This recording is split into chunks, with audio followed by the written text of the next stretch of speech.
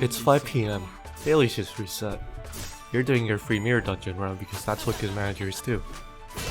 Out of nowhere, Rabbit Heathcliff casually hits for 240 on his skill 3 with no setup, and you think to yourself, surely this is the best skill 3 in the game. Well, is it? Hey guys, Straisin here. Today we're gonna be doing a comprehensive analysis on the most damaging skill 3s in the game. Now I can do the math and calculate the maximum possible damage for every skill 3 with a team comp specifically built for it, but once we start getting into the team-wide damage and power buffs that you could be getting, it just turns into unholy amounts of math. That is too complex for my tiny win rate button brain.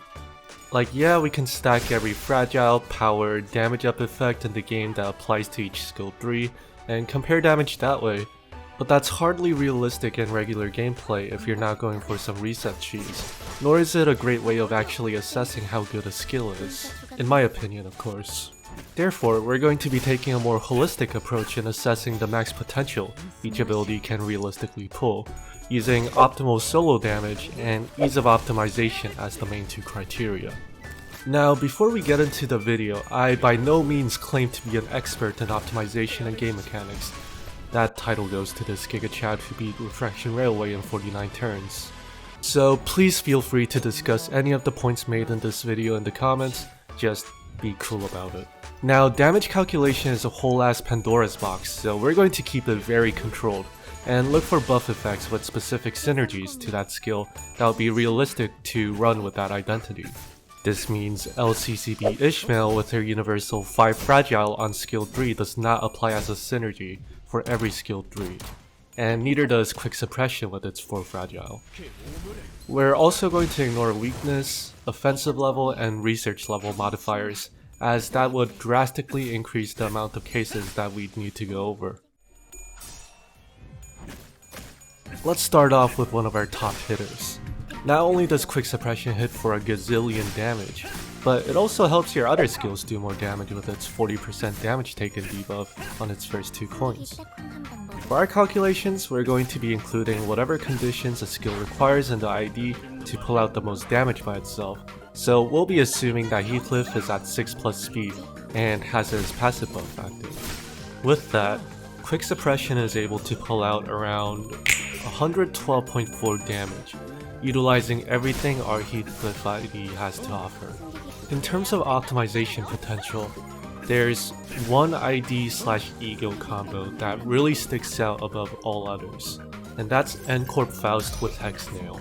Ncorp Faust's skill 1 is Envy, which means she helps generate resources for Body Sack and Hexnail, making them great IDs to run together.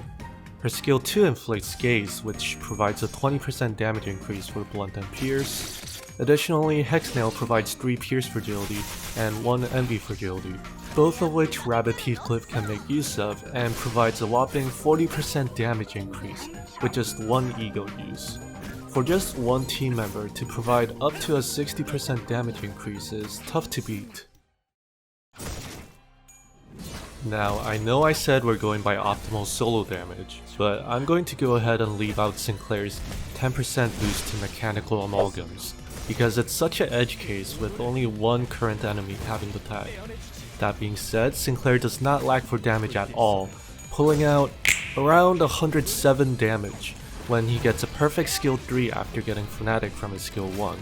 Almost matched with Heathcliff at around 112 if we include the 5 conditional burn effect on his 3rd coin. And don't forget, Sinclair increases stagger threshold on his 2nd hit, which helps him cash out with stagger multipliers on his 3rd hit. That is, if they even survive until then.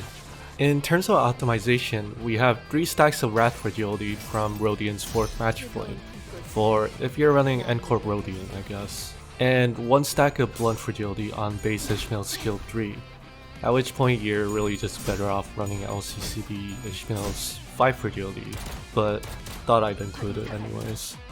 Both feel like a pretty niche case. A better and more consistent buff is in Faust's kit in the form of Gaze, again which provides a 20% damage increase against that enemy for Sinclair. Honorable mention, we're not going to be talking about support passives much in this video, since they also tend to be pretty universal, but our Ishmael's support passive is amazing for Enclair. as it is a 10% blunt damage boost to the lowest SP. So basically always Sinclair. And activating it is relatively doable considering Sinclair has Bloom on his S1.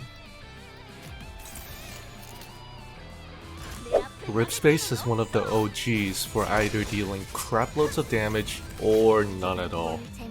This skill can pull out up to 100 damage by itself, and up to 119 if you can get the 2 Fragile from leap off in the same turn.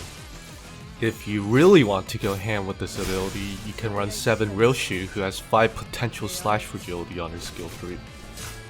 But that also means you'll be running 7 Ryoshu over RB Ryoshu or Kurokumo Ryoshu, just for the purpose of buffing Rip Space. Another optimization you can make to pull more damage out of this skill is to overclock Faust's Hex Nail, which gives 3 MB fragility. Sure, we miss out on the 1 Pierce fragility, but hey, we'll take the 30% damage boost. Mind Whip has the same damage type and same sin type as Self-Destructive Purge, but a total of 62 damage. But wait, this skill doesn't require sanity decoupling and basically has no requirements to pull out its max damage. Just that you might hit your allies too. It's pretty good for solo runs.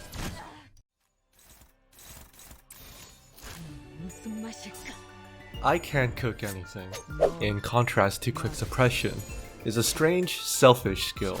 It reaches its maximum potential when the enemy is staggered and missing at least 400 health, making it an amazing finisher if you can get the right setup for it. According to the Project Moon Discord, the execute damage does not benefit from damage buffs, but benefits from sin and damage type modifiers, and triggers on every coin roll. In its optimal state, the skill can deal up to 125 damage, setting it firmly at the highest potential damage as long as you can fulfill the right conditions. Sadly, the only identities with slash fragility are W Merceau, who needs to spend charge, so that's already a lost cause, and 7 section Ryoshu. So no slash fragility for Chef Ryoshu. Other than that, we also have Otis's Ego, which gives 2 less fragility.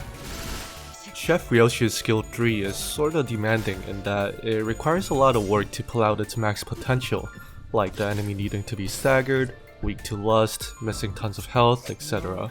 But when she does hit those requirements, holy. Also worth mentioning that you could just let her skill 3 rip instead of needing ammo or charge like Quick Suppression or Rip Space, and still get pretty decent value out of it.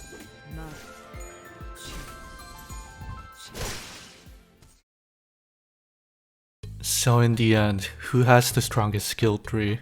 Surely the answer is obvious by now. Drumroll please. It's Papa Bongi. Release the Papa Bongi ID already, you cowards.